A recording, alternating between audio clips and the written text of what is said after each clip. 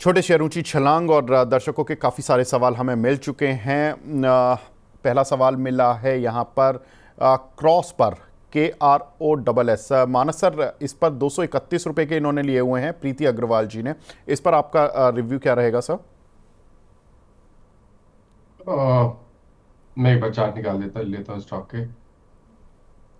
ये नहीं मिल रहा। अंशुल जी, आप देखना जरा क्रॉस KROSS वाला। सर, इसमें स्टैंडर्ड डिस्क्लेमर, हमारे क्लाइंट लॉन्ग हो सकते हैं। 61 डेज का कपनल पैटर्न ब्रेकआउट है, उसके बाद 3 इनसाइड बार से चला था। आज सुबह बाय दिया है। हफ्ते 10 दिन में एक 8 से 9% का अप मूव आते हुए दिख रहा है। ठीक है। अभिषेक मनी साहब बोल रहे हैं कि सर मैंने भी 6 महीने का ब्रेक लिया था। मानस सर, अभी ना मैंने एक रिपोर्ट पर डिस्कशन किया था, HSBC की बड़ी इंटरेस्टिंग रिपोर्ट आई थी, जिसमें उन्होंने बोला कि 44 साल, अंशुल जी आपके लिए भी है क्योंकि आप भी उस दहलीज पर आ जाएंगे थोड़ी समय बाद। उसमें उन्होंने बोला कि काम करते समय ब्रेक लेने का लोग अब मिनी रिटायरमेंट ले लेते हैं 44 साल के आसपास आकर, भारतीय, और ये भारतीयों का ट्रेंड है। और वो ब्रेक लेके या तो घूमने निकल जाते हैं कुछ समय के लिए, या वो अपनी पैशन को पूरा करने में निकल जाते हैं कि म्यूज़िक बजा रहे हैं, ये कर रहे हैं, वो कर रहे हैं, या फैमिली के साथ टाइम स्पेंड करने के लिए एक लंबा ब्रेक ले लेते हैं 6 महीने 1 साल का। हालांकि 38% लोगों को ये ज़रूरी होता है कि भाई फाइनेंशियली वो उस बर्डन को झेल लें कि जब तक उनकी नौकरी वो छोड़ देते हैं और जब तक उन्हें दूसरी मिलेगी, 6 महीने बाद जब वो ढूंढने निकलेंगे तब क्या होगा। मानस सर, इससे इस ट्रेंड को आप कितना मतलब आसपास देखते हैं कि आपने कहीं देखा है कि लोगों ने ब्रेक लिए, लोग एंजॉय कर रहे हैं अपनी लाइफ को? बिल्कुल देखा है। और कुछ लोग ऐसे हैं जो स्पेशली जिनका जो प्रोफेशन है वो आईटी स्पेस में है या तो किसी और स्पेस में है, लेकिन जो 40-45 वाले लोग हैं, ऐसा ऐसा ट्रेंड पिछले करीब अगर 1 से 2 साल में देखे तो ऐसे 1-2 केसेस देखने को मिले हैं जिन्होंने लंबा ब्रेक लिया है, जिन्होंने जॉब छोड़ दिया है और उसके बाद ब्रेक लिया है। और उसमें से एक ऐसे भी है जिन्होंने अभी तक ज्वाइन नहीं किया है वापस अपने जॉब को, तो 2 साल 2.5 साल हो गए और मेरे ख्याल से अभी भी वो एंजॉय कर रहे हैं। देखिए, ट्रेंड तो अच्छा है, इसमें कोई डाउट नहीं है, लेकिन शायद मेरे लिए ये टाइम निकल चुका है, क्योंकि जॉब वाले लोग जो हैं वो ये यूज कर सकते हैं, बट बिजनेस वाला बहुत मुश्किल है उसको लिए करना। बिजनेस वाला, वो भी स्टॉक मार्केट के बिजनेस वाला तो बिल्कुल नहीं। अंशुल भाई, आपका क्या कहना है? आप तो मुंबई में हो, लोगों से मिल रहे हो, कुछ आपने थोड़ा ट्रेंड व्रेंड देखा? कुछ लोग एंजॉय करने के लिए जीवन में ब्रेक ले लेते हैं आजकल, इंडिया में ऐसा चल रहा है। आप किसी से मिले हो? हमारे एक दर्शक हैं जो इन्होंने कहा ऐसा। सर, जब हम बाल गोपाल थे और चीजें सीख रहे थे तब माना जी की कॉल ही देखते थे, क्योंकि एमके के सब ब्रोकर थे। तो वहीं से चार्ट देखने का कीड़ा आया है। तो अगर कहीं कोई परेशानी है तो फिर उसका दोष माना जी को दिया जाए, मुझे ना दिया जाए। बट एक चीज कहूंगा कि जो चीज, जो आग उनने जलाई थी वो आज भी जल रही है। आज भी स्टॉक मार्केट से प्यार है, और मतलब आता यही है, करना यही है, तो कभी बोझ लगा नहीं। बोझ लगा नहीं तो ब्रेक लेने की कोई जरूरत महसूस हुई नहीं। जिस चीज से मोहब्बत है उस चीज से आप ब्रेक लेंगे क्यों? अपने को आता यही है, अपने को करना यही है। सुबह शाम मतलब स्क्रीन ना दिखे, चार्ट ना दिखे तो वो मन लगता नहीं है। हाँ, ये है कि 5 बजे के बाद फिर मैं घर जाता हूँ, तो 5 से 8, साढ़े 8 बजे तक केवल फैमिली, और 9 बजे से फिर 11 बजे तक वापस चार्ट देखना स्टार्ट करता हूँ। तो मैंने उस हिसाब से अपना डे डिवाइड करके रखा है कि मेरे को ऐसे लंबे ब्रेक्स की जरूरत नहीं पड़ती है। कि 5 से 8:30 आप भी जब फोन करते हो तो मैं मना ही कर देता हूँ कि सर बाद में बात करेंगे, और आप भी उस समय जिम जाते हो। तो वो टाइम फैमिली का है, उसके बाद का फिर शेयर बाजार का है। तो आता यही है, करना यही है, मोहब्बत भी यही है। माना सर, कभी आपको लगा लाइफ में कि बहुत हो गया, बहुत मतलब मेहनत हो गई, अब जिंदगी में एक ब्रेक ले लेते हैं, कुछ समय रेस्ट करते हैं, घूमने चले जाते हैं? अक्सर हमारे स्टॉक मार्केट के लोग तब घूमने जाते हैं जब मार्केट बेयर रन में होता है और कमाने की अपॉर्चुनिटीज होती नहीं है, तो वो घूमने निकल जाते हैं, कहते हैं जो कमाया हुआ उसको थोड़ा एंजॉय कर लें। तो देखिए, ये तो ऐसा हर बार लगता है कि 5 साल बाद ऐसा टाइम आएगा जब इतना पैसा हो जाएगा कि जॉब छोड़ के या तो काम छोड़ के छुट्टी पे चले जाएंगे, लेकिन ऐसा होता नहीं है। और देखिए, स्टॉक मार्केट और स्पेशली हम लोग का जो प्रोफेशन है, स्पेशली टेक्निकल एनालिस्ट का, वो ऐसा है कि अगर आप एक बार सिस्टम से बाहर हो गए तो वापस आने में बहुत समय लगेगा। आप मतलब जैसे एक बैट्समैन होता है जो अगर अगर खेलना बंद कर दे 1 साल के लिए, तो वापस उसको एक अच्छा बैट्समैन बनना बहुत मुश्किल होगा। तो प्रैक्टिस है। और दूसरी बात ये कि जैसा अंशुल जी ने बोला कि आदत पड़ गई है। अगर कोई वीकेंड भी होता है तो एक बार माइंड में लगता जरूर है, जो अपना टाइम आता है मार्केट का, कि शायद वो मार्केट ओपन होता तो चार्ट्स देख रहे होते। तो एक आदत पड़ गई है, तो और अच्छा भी लगता है, नो डाउट एक पैशन है चार्ट्स देखने का। तो कभी ऐसा खलता नहीं है, कभी ऐसा लगता नहीं हो। मैंने तो जब से जॉब छोड़ा 2011 से अभी तक, तो मैं जब भी हॉलीडे पे गया हूँ तो मैंने मार्केट आज भी तो काम ही किया है। तो कभी ऐसा हुआ नहीं कि मैंने मार्केट में काम ना किया हो पिछले 15 साल में। ये मार्केट एक्सपर्ट्स की वाइफ की अक्सर प्रॉब्लम रही है कि वो यही कहती हैं कि जो जो लोग मार्केट वाले हैं ये हॉलीडेज में भी हॉलीडे पर नहीं होते हैं, ये वहाँ भी स्टॉक मार्केट चला रहे होते हैं, या तो छुप कर फ़ोन पर, और नहीं तो ये लैपटॉप जरूर लेकर जाते हैं। तो ये थोड़ी सी समस्या है। लेकिन चलिए लौटते हैं अब अपनी असली जो दर्शकों की क्वेरीज हैं। नितिन देशवाल जी का सवाल है, अंशुल जी ATGL 675 की बाइंग है, इसमें 6 महीने का टारगेट पूछ रहे हैं। आज देखिए अदानी समूह के शेयरों में अच्छी बाइंग लौटी है, Adani enterprises, Adani green, Adani energy solution, ATGL सभी में। सर क्या लग रहा है ATGL पर? सर एटीजीएल के पहले 2-3 अपडेट हैं। कल सुमित के शो में MICEL दिया था तो उसमें क्लाइंट रिस्क फ्री हो गए हैं। आपके शो पे VTL और बॉम्बे डाइंग दिया था, उसमें भी रिस्क फ्री हो चुके हैं। ओलेक्ट्रा में टारगेट हो चुका है। सफारी इंदिरा मेडिको में भी रिस्क फ्री हो चुके हैं। सुबह ABDL दिया था, उसमें भी रिस्क फ्री हो चुके हैं। तो ये 5-6 स्टॉक हैं, अगर लिए हुए हैं आपने, रिस्क फ्री और टारगेट हो चुके हैं, तो इनमें से निकल के कैश खाली कीजिए। दूसरा, अदानी समूह में जैसा हमने डिस्कस किया था कि पहले अदानी पावर चलेगा, पीछे पीछे अदानी ग्रीन जो मेरे पर्सनल पोर्टफोलियो में है, तो buy sell stop loss target की सलाह नहीं रहेगी। उसके बाद ATGL का नंबर लगेगा, बट ATGL से पहले थोड़ा सा अदानी एनर्जी सॉल्यूशन चल गया है, तो इवेंचुअली एक दिन उसका भी नंबर आएगा, वो भी ऐसे ही चल जाएगा। और मैं बार बार बोल रहा था कि अदानी पावर लेके भर के बैठिए, नहीं एक दिन ऐसा आएगा कि आपको लगेगा अरे कल तो मिल रहा था 590 में, आज हो गया 650, तो वो हो गया 650। कल भी आपके शो पे मैंने कहा था प्रॉफिट बुक कर लीजिए, नीचे 610 मिले तो वापस एंटर करना हो तो कर सकते हैं। सुबह 610 मिला और फिर ऊपर आ गया है, तो अपने हिसाब से ट्रेड करते रहिए। जाना उसको 900 और 1200 रुपए है, तो कभी एंट्री थोड़ी महंगी एंट्री भी हो गई तो 2-4 महीना आपको बैठना पड़ सकता है, बट लॉस होगा ऐसा कोई कोई संभावना दिखती नहीं है। तो ATGL भी अगर आप लेके बैठे हैं, जितना लंबा समय देंगे उतनी लंबी प्रॉफिट पाएंगे। तो चलना सब स्टार्ट हुआ है, और ये ट्रेड डील जैसे जैसे पास आती जाएगी, ये जो टेंशन है इंडिया अमेरिका की, जैसे जैसे हल्की होगी अदानी समूह में आपको वैसी वैसी बाइंग दिखेगी। ठीक है। अगला सवाल मिला है मैक्स हेल्थ केयर पर। मानस सर, इसको करंट लेवल पर बाय कर सकते हैं क्या? तो देखिए, मैक्स हेल्थ की जहां तक बात है, अभी थोड़ा वेट करना बेहतर रहेगा। ये सही है कि स्टॉक ने 200 मूविंग एवरेज के आसपास बेस बनाने की कोशिश की है, लेकिन देखिए खरीदारी करने के मौके तो 1220 के ऊपर ही होंगे, उसके ऊपर ही खरीदारी करनी है। लेकिन अगर आपने लॉन्ग पोजीशन बना रखी है तो 1120 का स्टॉप लॉस लगाया जा सकता है। ठीक है। देखिए रीना परमार जी पूछ भी चुकी हैं, अंशुल जी अदानी पावर 603 का लिया हुआ है, अदानी ग्रीन 980 का लिया हुआ है, शॉर्ट टाइम के लिए लिया हुआ है इन्होंने, होल्ड करें या एग्जिट? अंशुल जी ये क्लियर है कि शॉर्ट टाइम है? अदानी ग्रीन पे तो 22 स्टॉप लॉस टारगेट की कोई सलाह नहीं है। अदानी पावर आधा बुक कर लीजिए, आधा 681 पे बुक कर लीजिएगा शॉर्ट टर्म ट्रेडिंग के लिए अगर लिए हैं तो। और स्टॉक स्प्लिट आ रही है, तो स्टॉक स्प्लिट के बाद कुछ समय के लिए ठंडा रहेगा। 22 सितंबर को स्टॉक स्प्लिट है, 21 सितंबर के बाद से ये भी फिर थोड़ा सा ठंडा हो जाएगा। जैसे रिलायंस हुआ था कुछ समय के लिए, बजाज फाइनेंस हुआ है, HDFC हुआ है, तो स्टॉक स्प्लिट के बाद ये भी कुछ समय के लिए ठंडा हो जाएगा। ठीक है। अगला सवाल मिला है साक्षी जी का आरती ड्रग्स पर। मानस सर शॉर्ट टर्म के लिए पूछ रही हैं, शॉर्ट टर्म और लॉन्ग टर्म के लिए इसमें क्या करना देखिए, है? शॉर्ट टर्म का व्यू पॉजिटिव है। स्टॉक ने एक बहुत ही अहम रेजिस्टेंस जो कि 500 505 की रेंज में था, उसको ब्रेक किया है। तो 560 रुपए तक के टारगेट्स पॉसिबल है स्टॉक में। आप पोजीशन को होल्ड करिए। 10 day to 20 day moving average I think 490 के आसपास है, तो 489 का स्टॉप लॉस लगा लीजिए। जी। एक स्नेहा जी हैं, वो भी क्रॉस पर ही पूछ रही हैं, मैम इस पर बात हो चुकी है, सो आई वुड रिक्वेस्ट कि अब क्रॉस और मैक्स हेल्थ वाले क्वेश्चन, और जो लोग रिपीटेटिव क्वेश्चन पूछ रहे हैं कृपया वो रिपीटेटिव क्वेश्चन ना पूछें, उससे काफ़ी टाइम वेस्ट हो जाता है उन लोगों का जो कि एक्चुअल में सवाल पूछने आए हैं।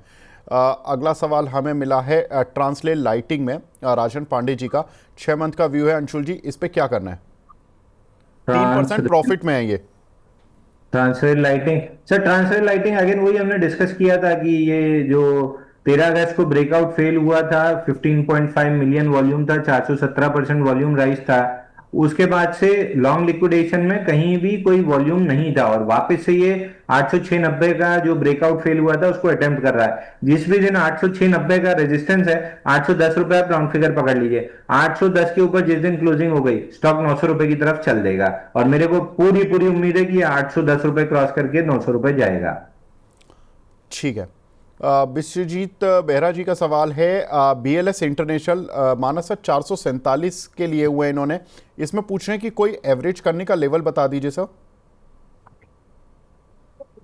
370 के आसपास के प्राइस चले हैं। तो देखिए यहाँ पर कोई खास ट्रेंड दिख नहीं रहा है, स्टॉक करेक्ट हुआ है, एक सपोर्ट के पास में आया है। 350 से 360 की रेंज में मल्टीपल सपोर्ट दिखते हैं, तो सपोर्ट के पास में आया है, लेकिन ट्रेंड बहुत क्लियर नहीं है, कंसोलिडेशन दिखता है और ट्रेंड पॉजिटिव 400 रुपए के ऊपर ही होगा।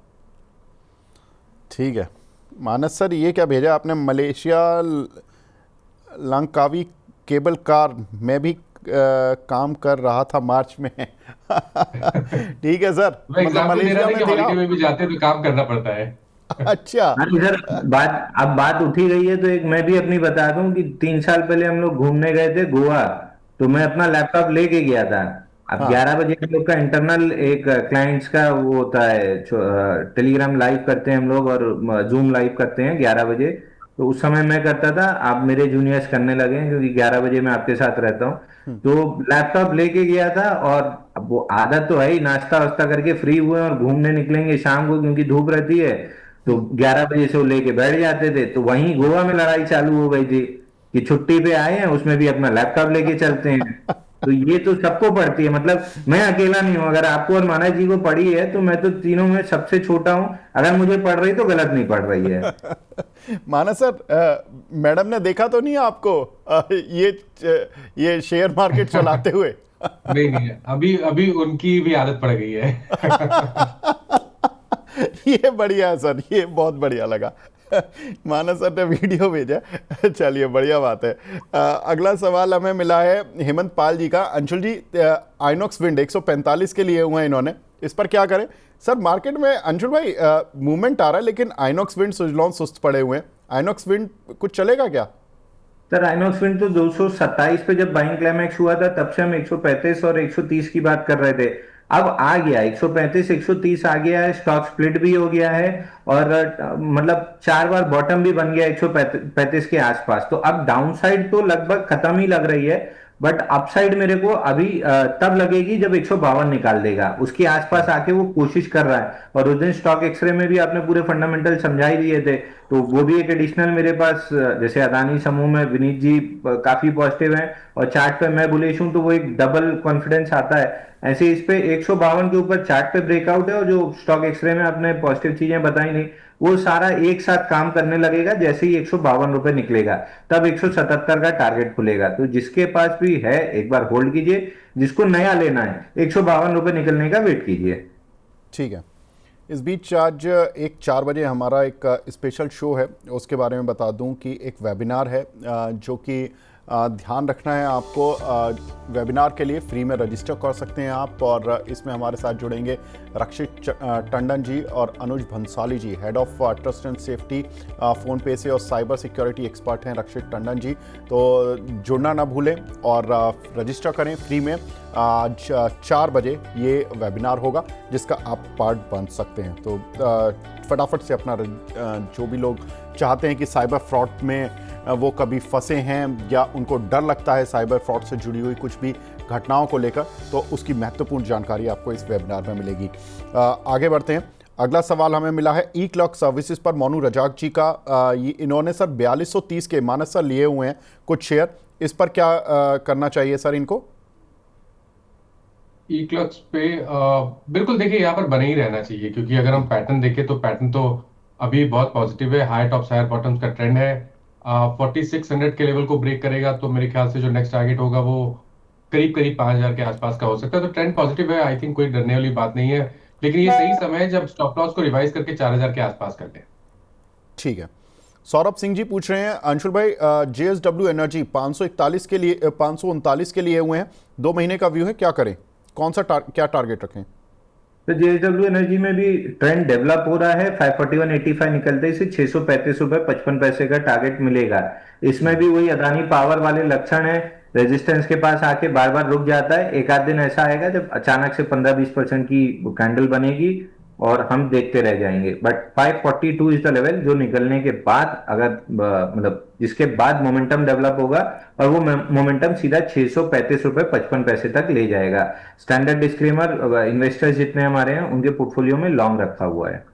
ठीक है। हर्षित अहलूवालिया जी का सवाल है सीमेंस पर 3200 रुपये का एक फ्यूचर लिया हुआ है मानस सर, इस पर तो शॉर्ट टर्म व्यू ही चाहिएगा आई थिंक। सर सीमेंस पे बता दीजिए। तो देखिए सीमेंस में भी कंसोलिडेशन हो रहा है और ये 200 मूविंग एवरेज ब्रेक नहीं कर पा रहा है पिछले करीब, अगर आप 3-4 हफ्ते का टाइम देखें तो मेरे ख्याल से फिर भी पोजीशन को होल्ड करना चाहिए, क्योंकि अगर आप लोअर लेवल पे देखें तो 3100 रुपए या 3125 पे एक स्ट्रॉन्ग सपोर्ट बन गया है। मेरा समझना है कि जो लॉन्ग पोजीशन आपने बनाई है वहां पर बने रहिए। कैश में मैं आपके लेवल्स बता देता हूँ, 3124 का आपको स्टॉप लॉस लगा के पोजीशन को होल्ड करना है। 3230, 3230 के ऊपर अगर निकलेगा तो 3350 तक के टारगेट आपको सीमेंस दिखा देगा। ठीक है। नितेश कुमार सिंह जी का सवाल है आलोक इंडस्ट्रीज 21.5 रुपये के लिए अंशुल भाई, होल्ड या सेल? आराम से होल्ड सर, इसको तो भूल जाएंगे। रोज रोज देखेंगे तो आप पैसा नहीं कमा पाएंगे। इसको भूल जाइए 2-3 साल के लिए अपने पोर्टफोलियो में। आपको आराम से यहाँ से कम से कम तो 40 रुपए मिल ही जाएगा। अगला सवाल हमें मिला है रूट मोबाइल 945 के लिए हुए हैं, लव साहू जी के नाम से आईडी बनी हुई है। सर क्या करना है मानस सर इस पर? देखिए कभी कोई उछाल मिले तो यहाँ पर निकलने की कोशिश करें। ट्रेंड निगेटिव लगता है वीकली, मंथली, डेली किसी भी चार्ट पे देखेंगे तो। और यहाँ पर ये भी ध्यान रखिए कि आपको खरीदारी करने के मौके तभी मिलेंगे जब स्टॉक 1050 के ऊपर निकलेगा। अगर 1050 के ऊपर निकले तो ही स्टॉक के बारे में सोचिए लॉन्ग जाने के लिए, अदरवाइज अवॉइड करना बेहतर रहेगा। लॉन्ग पोजीशन है तो उछाल पे निकलने की कोशिश करें।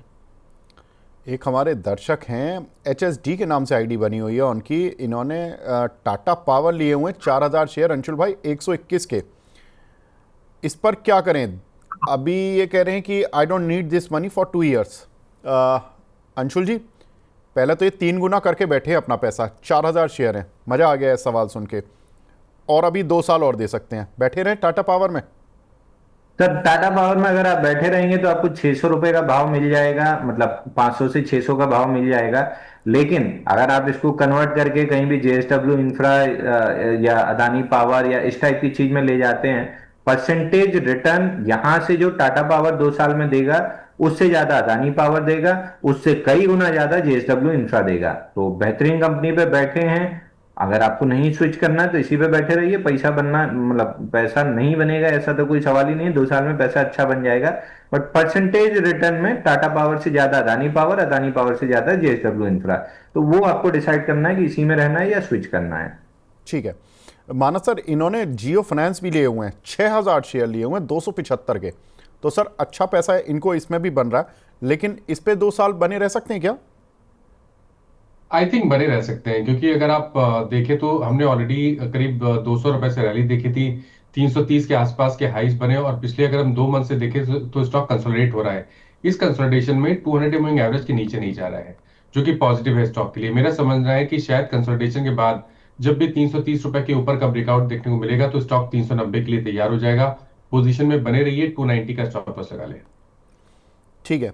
राकेश जजोदिया जी का सवाल है अंशुल जी, नेटवर्क 18 60 के लिए हुए हैं, क्या करना चाहिए इस पर व्यू?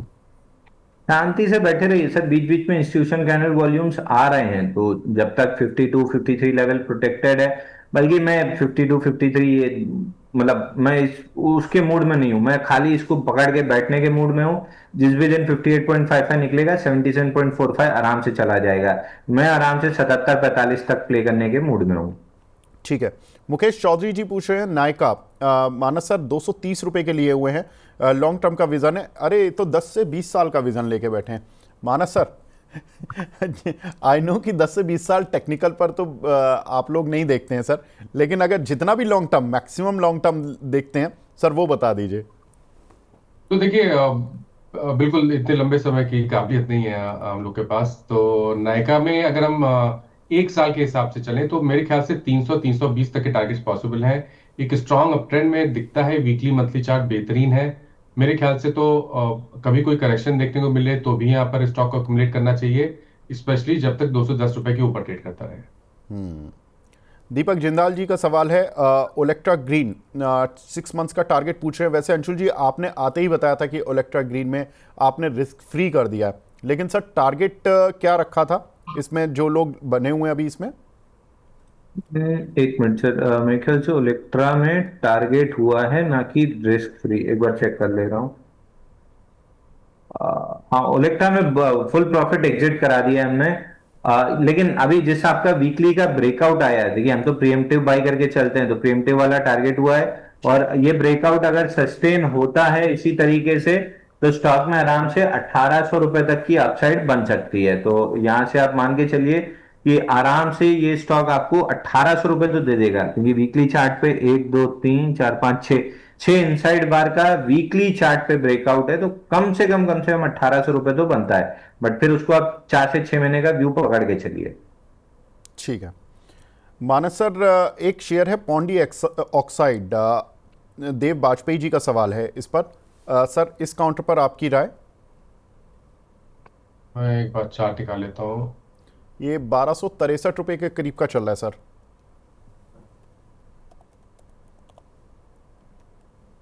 नहीं विवेक जी, मैं चार्ट पीओसीएल के नहीं। नाम से आता है मानस सर, पीओसीएल। जी। तो देखिए, अगर हम चार्ट देखें तो चार्ट तो पॉजिटिव लगते हैं। हायर टॉप हायर बॉटम का ट्रेंड है। पिछले मेरे ख्याल से करीब 3 दिनों में करेक्शन देखने को मिला था, आज रैली रिज्यूम हुई है। बने रहना चाहिए। अगर थोड़ा सा मीडियम टर्म आउटलुक है तो 1100 रुपए के स्टॉप लॉस से आप पोजीशन को होल्ड करिए। नेक्स्ट टारगेट 1400 1425 के आसपास का हो सकता है। ठीक है मानस सर, लास्ट सवाल आपसे कि आपकी पसंदीदा शेयर कौन से हैं सर? तो एक तो देखिए बीएचईएल में मेरा ध्यान है। बीएचईएल चार्ट्स पे काफी अच्छा लग रहा है। इनवर्स रेंशुलर पैटर्न का ब्रेकआउट है। 235 रुपए तक के टारगेट्स पॉसिबल हैं, तो यहाँ पर खरीदारी की जा सकती है। 221 रुपए का आपको स्टॉप लॉस लगाना है। और जो ऑयल मार्केटिंग कंपनीज हैं वहां पर काफी स्ट्रेंथ लग रही है। अगर एक स्टॉक पिक करना हो तो वो आईओसी का होगा। आईओसी में 150 रुपए तक के टारगेट्स पॉसिबल है, और करंट लेवल्स पे आप खरीदारी कर रहे हैं तो 142.50 पे स्टॉप लॉस लगा लें। बीएचईएल 226 रुपये 70 पैसे चल रहा है, 231 रुपये का टारगेट, 221 का स्टॉप लॉस, तो यहाँ पर बाय करके चलना है। और दूसरा काउंटर बताया मानस सर ने, आईओसी। आईओसी यहाँ से बाय करके चलना है। इस पर मानस सर एक बार टारगेट और बता दीजिए आप प्लीज़।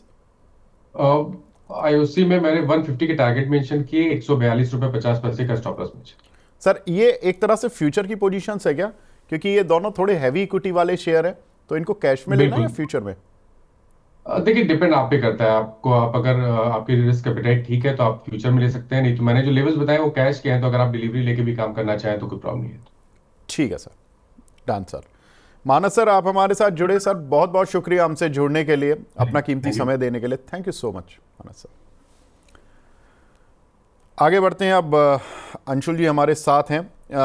भजिश के नाम से आईडी है, हपटाउन पर ये राय जानना चाहते हैं अंशुल जी। हपटाउन और एक्साइड इंडस्ट्री, इस पर आपकी राय?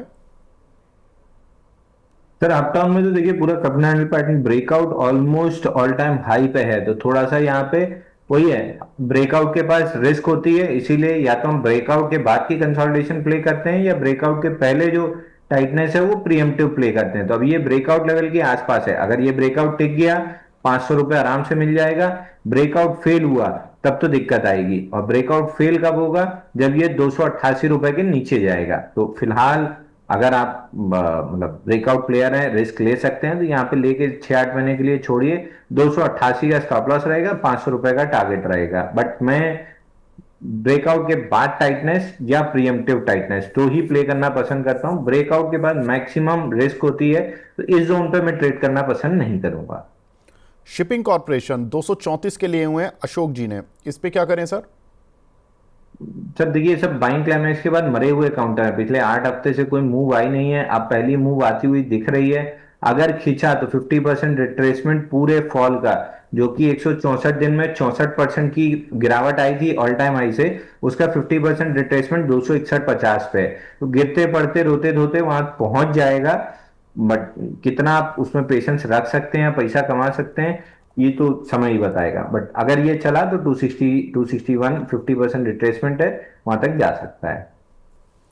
ठीक है। भावना शर्मा जी पूछ रही हैं, क्रॉस में सर स्टॉप लॉस हिट हो रहा है, अंशुल जी इसमें क्या करना है? सर मेरे कोई भी स्टॉप लॉस इंट्राडे नहीं होते हैं, ये मैं दसों बार बता चुका हूं। जब तक क्लोजिंग उसके नीचे नहीं होती है मेरे स्टॉप लॉस नहीं ट्रिगर होते हैं। अच्छा, तो क्लोजिंग बेसिस का लेना। क्या स्टॉप लॉस था सर इसमें? और एक मिनट चेक करके बता दे रहा हूं।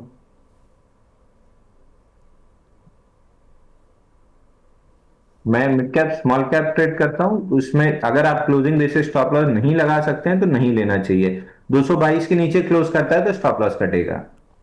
ठीक है, 222 के नीचे मैम अगर ये देखिए, मैंने स्टॉप लॉस का पहले भी फॉर्मूला बताया, आपको 3 से 3.5 के बीच में काफ़ी जागरूक रहना पड़ेगा, और 3.25 से 3.5 के बीच में तो खास तौर से कि अगर शेयर स्टॉप लॉस के नीचे चल रहा है तो आप ये मान के चलें कि क्लोजिंग नीचे ही आएगी, तो आपको पोजीशन से निकलना है। अगर शेयर स्टॉप लॉस के ऊपर आ गया है और उसी समय पर आया तुरंत, मतलब 3 से 3.5 के बीच में, तो आपको थोड़ा सा ये कैलकुलेशन या रिस्क लेना पड़ेगा कि शायद स्टॉप लॉस के ऊपर ही बंद होगा।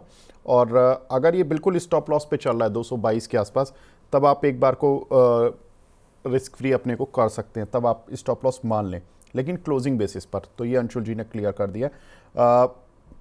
शैलेन जी, हम एटीजीएल पर ऑलरेडी डिस्कस कर चुके हैं सर, तो इसलिए मैं दोबारा डिस्कस नहीं करूंगा इस काउंटर को। अगला शेयर मैं डिस्कस करने वाला हूं यहाँ पर ट्यूब इन्वेस्टमेंट पर। लव साहू जी का सवाल है, 600 शेयर हैं इनके पास, क्या करें सर? अंशुल जी। तो investment TI India, sir base तो बनाने की कोशिश कर रहा है, 3300 रुपए के ऊपर निकला तो जो टोटल फॉल थी 92 डेज में 50% की, उसका 50% रिट्रेसमेंट 3600 पे आता है। तो अगर निकला 3300 रुपए के ऊपर जाके, एग्जैक्ट लेवल बता दे रहा हूं, 3253, तो 3255 राउंड फिगर पकड़ लीजिए, 3255 के ऊपर टिका तो 3600 रुपए तक जा सकता है। अगेन बाइंग क्लाइमेक्स वाला शेयर है तो मैं बहुत ज्यादा छेड़छाड़ नहीं करूंगा। ठीक है। आनंद वर्मा जी का सवाल है, सर वोल्टाज आप बोल रहे थे 1485 तक जाएगा, अभी इसमें क्या उम्मीदें लग रही हैं आपको? 1485, 1470 का हाई बन चुका है सर, तो ऑलमोस्ट टारगेट डन था।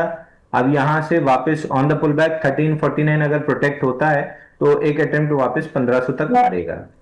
ठीक है। अगला सवाल मिला है सीए पिंकी जी का, ये मन्नापुरम पर आपका शॉर्ट टर्म व्यू जानना चाहती हैं। सर मैं मन्नापुरम या मुथूट पे शॉर्ट टर्म व्यू नहीं लेना चाह रहा हूं, क्योंकि शॉर्ट टर्म में एक्सटेंडेड स्टॉक है, या तो साइडवेज चले जाएंगे या पुल बैक में आ जाएंगे, तो इनमें कोई ट्रेडिंग अपॉर्चुनिटी है नहीं।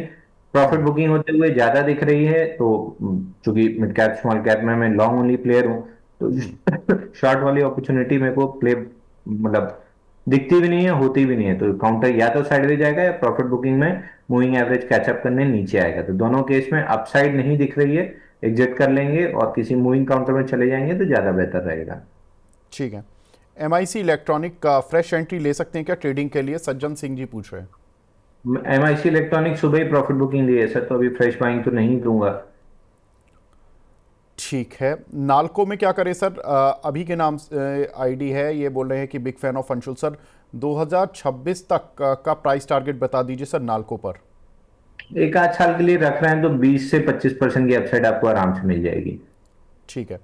निष्ठा श्रीवास्तव जी हैं, ये पूछ रहे हैं कि sir Anshul sir, for long term investor we need to book profits from Adani power पे pre stock split, long term view 2 साल, if yes where to invest that money. वो पूछेंगे कि सर अगर अदानी पावर में वो थोड़ा बहुत प्रॉफिट बुक कर रही हैं, तो उस मनी को कहाँ पे इन्वेस्ट करना है? सर जितना मैं इनका सवाल समझा हूं, इनका ये कहना है कि स्टॉक स्प्लिट के पहले क्या लॉन्ग टर्म पोजीशंस भी बुक कर लेना चाहिए, तो नहीं, जवाब है ना। ये stock split, profit we booking, need to target. Book profit from Adani power pre stock split. तो आपने अभी थोड़ी देर पहले बोला था ना कि एक थोड़ा सा अदानी पावर पर 50% प्रॉफिट बुक कर लीजिए और 50% 681 पर कर लीजिएगा, ऐसा कुछ बोला था ना अंशुल जी आपने? सर पब्लिक मीडिया की यही दिक्कत है कि वो ट्रेडर ने सवाल पूछा था तो ट्रेडर को जवाब मिला था, इन्वेस्टर क्यों उसको सुन रहा है। अगर आप इन्वेस्टर हैं, अब 2 साल के लिए बैठे हैं, तो आपको 900 रुपए के पहले तो कुछ नहीं करना है। ठीक है। आएगा तब आपको कुछ करना है, तब पूछना समझना है। ट्रेडर हैं तो ये सब अंदर बाहर और ऊपर नीचे ये सब करना है। आप इन्वेस्टर हैं ना, 900 रुपए में आराम से पैसा कमाइए ना, आप क्यों इतनी जल्दी हड़बड़ी में है? जो स्टॉक स्प्लिट होगा, महीना 2 महीना साइडवेज रहेगा, तो वो तो आपके लिए अपॉर्चुनिटी होगी सस्ते में माल खरीदने की या कंसोलिडेशन में एसआईपी करने की। तो ये सब मौके आपके लिए तो ज्यादा अच्छे होते हैं जब आप और उसमें पैसा लगा सकते हैं। ट्रेडर के लिए खराब होते हैं क्योंकि उस समय पैसा नहीं बनता है। तो अप्रोच पहले क्लियर कीजिए, ट्रेडर हैं तो प्रॉफिट बुक कीजिए। कहीं और मूविंग काउंटर में, जब बॉम्बे डाइंग चल रहा है, बीटीएल चल रहा है और बाकी स्टॉक्स जो चल रहे हैं जो हम डिस्कस करते जा रहे हैं, उनमें मूव कीजिए। अगर इन्वेस्टर हैं तो 900 रुपए पहले तो आपको देखना भी नहीं चाहिए। ठीक है निष्ठा जी, देखिए अगर आप इन्वेस्टर हैं, जैसा आपने लिखा भी है कि long term view of 2 years, तो मैम आप इन्वेस्टर हैं तो आप इन ट्रेडिंग के जो टारगेट्स हैं उनकी तरफ ना जाएं। लॉन्ग टर्म के जो टारगेट है अदानी पावर पर 900 की रेंज तक के, वहाँ तक आप आराम से लेकर बैठे। स्प्लिट आ रहा है, आने दीजिए शेयर, और एक बार जो भी ऊपर नीचे होगा हो जाएगा। आप वॉलेटिलिटी को फिर ना देखें, आराम से बैठें। अगला सवाल हमें मिला है यहाँ पर, अदानी पावर पर तो बहुत हो गया। हेमंत पाल जी का एमक्योर फार्मा 1460 के लिए हुए हैं। अंशुल जी, इन्होंने एवरेज कर लें क्या इस लेवल पर? एमक्योर फार्मा, इसमें sir standard disclaimer, clients long हो सकते हैं। 1348 एक मेजर सपोर्ट है, ये टूटता है तो 1225 तक नीचे आएगा। बाकी 1348 जब तक प्रोटेक्टेड है, मोस्ट लाइकली सेकंड अटेम्प्ट मारेगा ब्रेकआउट का 1510 का, और 1800 रुपए तक जाएगा। जिससे आपके रिजल्ट भी ठीक ठाक सुधरे हैं और 16% ईपीएस सेल्स ग्रोथ है, 37% ईपीएस ग्रोथ है। तो इंस्टीट्यूशन एक्यूमुलेशन थोड़ा बहुत दिख भी रहा है, तो एक सेकंड अटेम्प्ट 1505 का मार के 1700 से 1800 रुपए जा सकता है। बट ये पूरे प्रोसेस में कम से कम 6 महीना तो लगना चाहिए। एक सवाल मिला है हमें तुलजा भवानी जी का, इन्होंने मुफ्ती बाय किए हुए हैं 182 के भाव पे, इसमें क्या करना है सर? मुफ्ती में अभी कोई ट्रेंड नहीं दिख रहा है, लेकिन जिस हिसाब से टेंशन ईज ऑफ होंगी, इन सारे टेक्सटाइल काउंटर्स में मूव आएगी। बीटीएल, बॉम्बे डाइंग चलना स्टार्ट हुए थे तो दोनों मैंने आपको बता ही दिया था। जिस दिन मुफ्ती चलना स्टार्ट होगा उस दिन मुफ्ती भी हम डिस्कस कर लेंगे, बट फिलहाल तो कोई ट्रेंड नहीं दिख रहा है। रिवर्सल 128 130 निकालता है तो फिर थोड़ी सी तेजी डेवलप हो जाएगी। ठीक है। अगला सवाल हमें मिला है डिगीजैम, ये काउंटर पर आपकी राय जानना चाहते हैं। डिगी सर एक बार स्टॉक का नाम रिपीट कीजिए। डिगीजैम, ये 57 रुपये 50 पैसे का है। डिग जैम लिमिटेड के नाम से इसका एनएससी कोड है DIGJAM LMTD। 10,000 का एवरेज वॉल्यूम है और सर्किट में ऊपर जाता है, सर्किट में नीचे आता है। तो मैं स्टॉक पे, और 111 करोड़ का मार्केट कैप है, तो मैं इस पे बात नहीं करूंगा। ठीक है सर। अ, अगला सवाल हमें मिला है एडलवाइस पर। सर एडलवाइस पर आपका व्यू? ये ब्रोकिंग कंपनी में थोड़ी थोड़ी प्रॉफिट बुकिंग दिख रही है सर, जेएम फाइनेंशियल क्लियरली दिख रही है। बाकी स्टॉक्स में भी थोड़ी थोड़ी दिख रही है, तो ये पुल बैक कर रहे हैं अपने मूविंग एवरेजेस कैचअप करने के लिए। ट्रेडिंग अपॉर्चुनिटी ढूंढ रहे हैं, तो फिर अभी कम से कम 10 दिन वेट कीजिए, उसके बाद बनेगा। ठीक है। एक हमारे दर्शक हैं प्राणनाथ जी, प्रकाश इंडस्ट्रीज पर पूछ रहे हैं सर, इसमें एंट्री और टारगेट क्या रखें? प्रकाश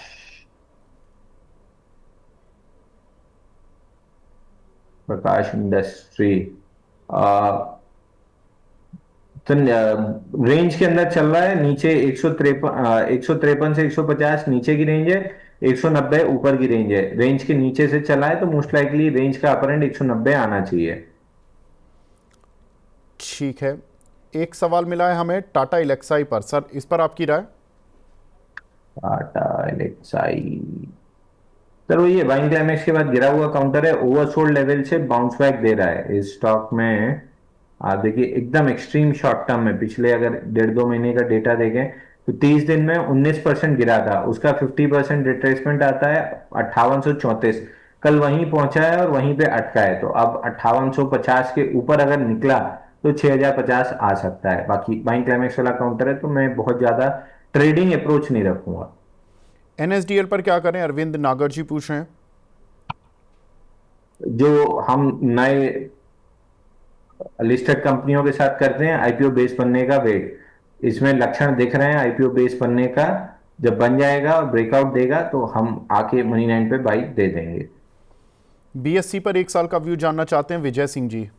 सर बीएससी सीडीएसएल में ओवरहेड सप्लाई है, और तीसरी कंपनी इसी में आती है। बीएससी 2738 टूटने पे 2028 का टारगेट दिया था, 2090 का लो बना है, ऊपर आया है, वापस 2385 रिजेक्ट हुआ है। या तो 2400 के ऊपर चले तो कुछ देखेंगे, या फिर 2038 आ जाएगा। ओवरहेड सप्लाई बीएससी सीडीएसएल में क्लियर है, एनएसडीएल नया है और नीचे से चला हुआ है, तो बहुत कम लोग फंसे हुए हैं, ओवरहेड सप्लाई नहीं है। पूरे स्पेस में मेरे को एनएसटीएल ही पसंद है, बाकी दो स्टॉक्स मेरे को नहीं पसंद है। जीत गुर्जर साहब कह रहे हैं only fan of Anshul sir, Adani green में ब्रेकआउट आ गया है। बिल्कुल अदानी ग्रीन में आज हमने ब्रेकआउट देखा है। बब्बल ठाकुर जी का सवाल है सुला वाइनयार्ड, इस पर अंशुल जी देखना कि कल परसों आई थिंक ये शेयर अच्छा चला था, कल की बात है आई थिंक, वाडीलाल। नहीं सुला वाइनयार्ड परसों की बात है, मुझे याद आ गया। बस सर चला तो अच्छा है, इसमें double bottom kind of formation है। एक मिनट पूरा चार्ट बना ही लूं इसका।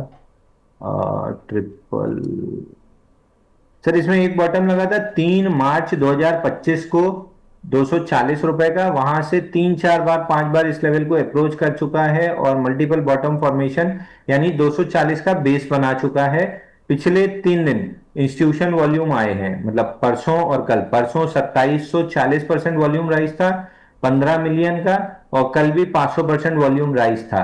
स्टॉक बेस बना चुका है 240 का, और जिस भी दिन 323 के ऊपर निकलेगा इसमें एकदम बड़ी वाली अपमूव स्टार्ट हो जाएगी। तो फिलहाल बेस के लोअर एंड से चला है, 322 50 323 तक जा सकता है, 325 के ऊपर अप ट्रेंड एकदम कंफर्म हो जाएगा। तो फिलहाल 322 50 तक तो आते हुए दिख रहा है। और पूरे बेस में 1 2 3 4 5 6 6 क्लियर, 7 क्लियर इंस्टीट्यूशन कैंडल है। मेरे को 2 से ज्यादा चाहिए होती है, इसमें 7 है, तो मेरा कॉन्फिडेंस काफी हाई है। मैं 322 325 के ब्रेकआउट के बाद प्ले करना पसंद करूंगा। ठीक है, कियो फिल्म के नाम से एक आईडी बना हुआ है, ये मिधानी पर पूछ रहे हैं सर, आपकी राय। मिधानी अगेन वही सर, सरकारी कंपनियों में मेरा कोई बहुत अच्छा व्यू नहीं है। सब बाइंग क्लाइमेक्स के बाद नीचे आए हैं। 443.90 मेजर रेजिस्टेंस था, वहीं से वापस नीचे आया है। ट्रेडिंग अपॉर्चुनिटी दिख नहीं रही है मेरे को। नुवामा वेल्थ मैनेजमेंट के बारे में पूछ रहे हैं रावत जी, देवेंद्र रावत जी, इस पर क्या करना है सर? नुवामा सर, नुवामा में ब्रेकआउट फेल हुआ है 7514 का। लॉन्ग लिक्विडेशन का पहला टारगेट था 6800 जो कंप्लीट हो गया है। दूसरा लॉन्ग लिक्विडेशन का टारगेट है 5597, उसकी तरफ बढ़ रहा है ये स्टॉक। मैं अभी बोला ये ब्रोकिंग वोकिंग कंपनी वाले सब में प्रॉफिट बुकिंग दिख रही है। ठीक है, बनी वर्ड के नाम से एक आईडी है, सेल पर पूछ रहे हैं, देहरादून से है मोहित जी। सेल पर पूछ रहे हैं, 122 रुपए के इन्होंने कुछ शेयर लिए हुए हैं। अंशुल जी क्या करें, क्या टारगेट रखें? 125 से 160 आ गया, 165 आ गया टाटा स्टील। ये वहीं 114 से 130 ही नहीं कर पाया, बड़ी मुश्किल से।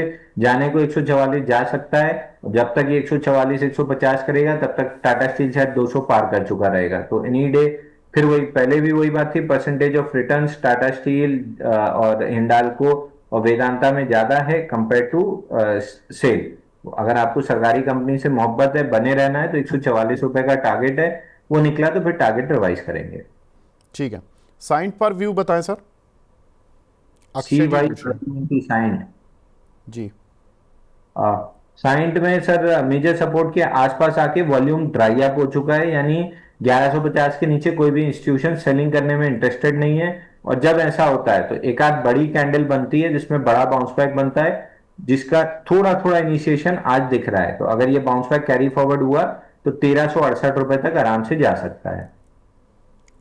ठीक है, अगला सवाल हमें मिला है यहाँ पर वीबीएल पर, महेंद्र जी का है। सर काफ़ी ये बोल रहे हैं काफ़ी दिनों से पूछ रहा हूँ सर, मुझे आज ही आपका सवाल मिला। 625 रुपए के भाव पर इन्होंने लिए हुए, क्या करें? सर वीबीएल तो मतलब अगर आप रेगुलर शो देख रहे हैं तो 592 रुपए जब से टूटा है तब से मैं 330 रुपए का टारगेट देते आ रहा हूं। मेरे को वीबीएल बिल्कुल भी नहीं अच्छा लग रहा, बल्कि मैं पूरे एफएमसीजी पैक को अगले 1.5 साल निगेटिव और डाउनवर्ड ट्रेंड में ही देख रहा हूँ। ठीक है, ये नेपाल का अनरेस्ट, इंडोनेशिया का अनरेस्ट, ये सभी अभी हमने थोड़ी देर पहले डिस्कस भी किया था। कि ये थोड़ा सा इन कंपनीज पर को हर्ट कर रहे हैं, और इसी वजह से हमने देखा कि जितनी तेज़ी जीएसटी कट की वजह से आई थी वो थोड़ा थोड़ा प्रॉफिट बुकिंग में बदलती जा रही है। रवि कनौजिया जी पूछ रहे हैं हेरिटेज फूड, ये भी इसी सेगमेंट की कंपनी है। अंशुल जी इस पर क्या करें, एक महीने पहले क्या करें, होल्ड कर, आई डोंट नो क्या लिखा है, इस पर व्यू दे दीजिए सर। सर स्टॉक का नाम रिपीट कीजिए। Heritage food. हेरिटेज में तो सर वो चुनाव के बाद ही एकदम वर्टिकल अपमूव थी और बाइंग क्लाइमेक्स हुआ था। फिलहाल एक रेंज के अंदर है, ऊपर 505 510 और नीचे 450, तो वीकली टाइप पे एकदम टाइट रेंज है। वीकली चार्ट का ट्रेड है, वीकली चार्ट पे 505 रुपए के ऊपर क्लोजिंग देता है तो फिर लॉन्ग बनेगा एक 10-15% 20% की अपसाइड के लिए। बट जब तक 505 के नीचे है कंसोलिडेशन कंटिन्यू रहेगी, तो ट्रेड अभी नहीं बन रहा है। ठीक है राकेश जी, आपका सवाल ले लिया है। जब आपका सवाल लिया गया था तो शायद आप वीडियो नहीं देख रहे थे नेटवर्क 18 पर। सर सवाल ले चुका हूँ, थोड़ा सा वीडियो पीछे स्क्रॉल कर लीजिए। सुभोजीत मोंडल जी का सवाल है, वेदांता अभी खरीदना चाहिए क्या? सर टाइम फ्रेम अगर शॉर्ट टर्म ट्रेडिंग ढूंढ रहे हैं तो अभी वेदांता में कुछ बन नहीं रहा है, प्रोबेबली 2 हफ्ते बाद बनेगा। अगर इन्वेस्टमेंट के लिए ढूंढ रहे हैं तो आराम से पैसा लगा के छोड़ दीजिए 700 रुपए पे, 700 रुपए कम से कम आ रहा है, वहां पे रिव्यू करेंगे। देखिए रवि धनखड़ जी बोल रहे हैं स्टील एक्सचेंज पर 9 रुपये के ऊपर आ गया। इस पर रवि जी बस 2 मिनट रुक जाइए, आज स्टॉक एक्सरे इसी काउंटर पर ही करेंगे और डिटेल में बात करेंगे, अच्छे से बात करेंगे, क्योंकि काफ़ी सारे दर्शकों के सवाल रोज आते रहते हैं स्टील एक्सचेंज पर, तो हमने सोचा आज डिटेल में बात करेंगे। मैं अगला सवाल ले लेता हूँ दीपक जी का, अंबुजा सीमेंट पर। अंशुल सर आपका व्यू चाहिए। सर अंबुजा सीमेंट ट्रेडिंग के लिए मेरे को कोई पैटर्न नहीं दिख रहा है। अगर आप इन्वेस्टर हैं तो फिर आप आराम से पकड़िए कि जब ऑल टाइम हाई क्रॉस होगा तब हम इसको रिव्यू करेंगे। वीकली पे बहुत बड़ा कप एंडल पैटर्न डेवलप हो रहा है। सीमेंट अगले 1.5-2 साल में आपको बहुत पैसा कमा के देगा। ठीक है, एक सवाल मिला है हमें एथर एनर्जी पर, ये if I am not wrong ये कल प्रदीप जी ने दिया था, कल की बात है आई थिंक। इस पर अंशुल जी कोई पैटर्न है? प्रदीप जी तो आज नहीं है हमारे साथ, कोई पैटर्न बनना है क्या? तो डेली मूविंग एवरेज 461 पे है और जो ब्रेकआउट आया था वो डेली मूविंग एवरेज से काफी दूरी पे आया था कल, जिसकी वजह से डे लो पे आके क्लोज किया और आज इनसाइड बार है। तो अभी जब तक डेली मूविंग एवरेज कैचअप नहीं होता है तब तक मैं ट्रेडिंग से तो बचूंगा। बट जैसा आपका पैटर्न है मे बी अगर मूविंग एवरेज इसी तरीके से कैचअप होते हैं तो अपसाइड बनेगी। बट अगर ये डिसाइड करता है कि पुल बैक लेके मूविंग एवरेज टेस्ट करना है, मूविंग एवरेज 465 के आसपास खड़े हुए हैं। ठीक है, हनीश जी का सवाल है CSC, इस पर कोई टारगेट सर?